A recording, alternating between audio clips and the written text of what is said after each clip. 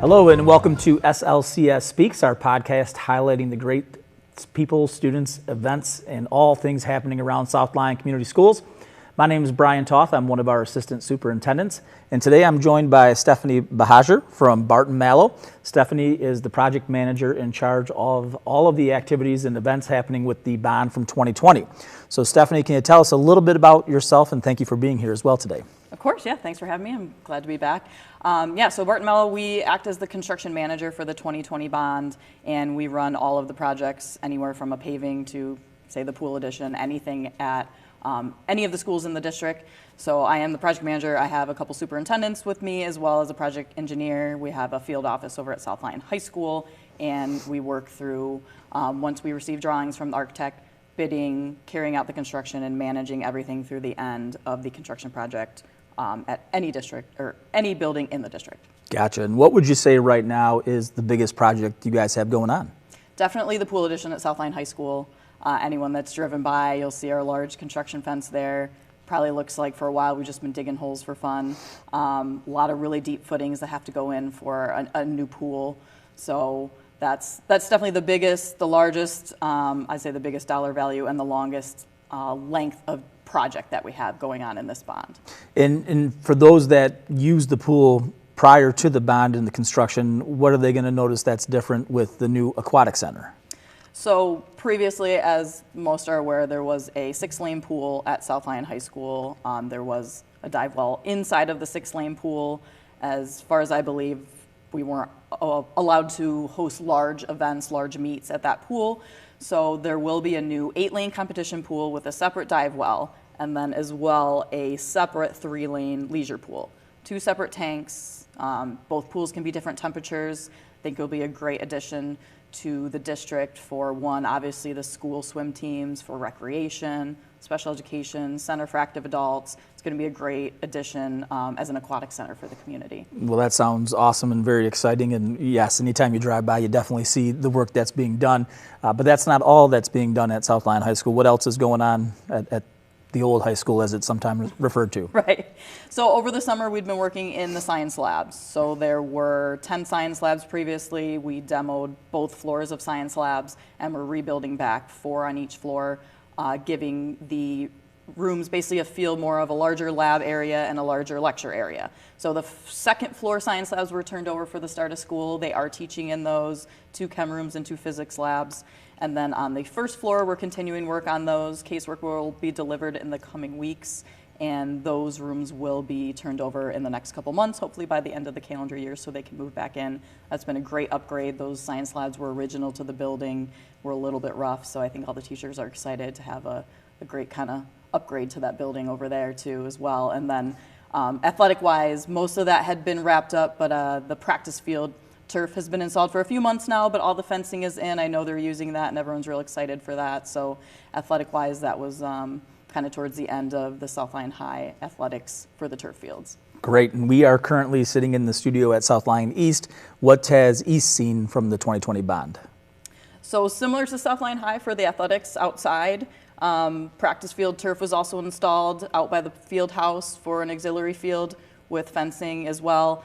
Baseball and softball, similarly to South Lyon High, got turf as well, and then the fencing is currently being installed with the asphalt walking path being actually redone as we speak right now. Gotcha. And then the long-awaited auxiliary gym that has been open for the start of school. That's really exciting. I know they're using it for PE classes and games. That's been great to see be able to be in use this year. So, and then over the summer, we also did parking lot replacements at the northeast and southeast parking lots as well. Nice. And the auxiliary gym does look beautiful. If you haven't had a chance to check it out, it is very nice, and so do the practice fields at both high schools.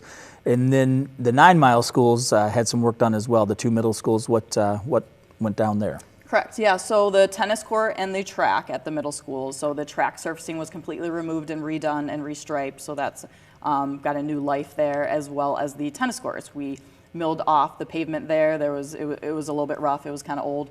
Repaved it, restriped it, and there are tennis court lines and pickleball lines. Very good. So good to have the pickleball for sure. Is, yes. Well, the middle schools and the high schools we hit on. How about the elementaries? What's been going on with our elementary schools? So this past summer, elementary-wise, we did our 3rd phase of playground work. So Hardy and Brummer got new structures, very similar structures, also similar to the one we put at Sarah a couple of years ago. It's a ramp structure, so a couple old pieces came out and this new one got put in. I know they're loving that. The Hardy PTO also had purchased swings that also went in at the same time as the new structure.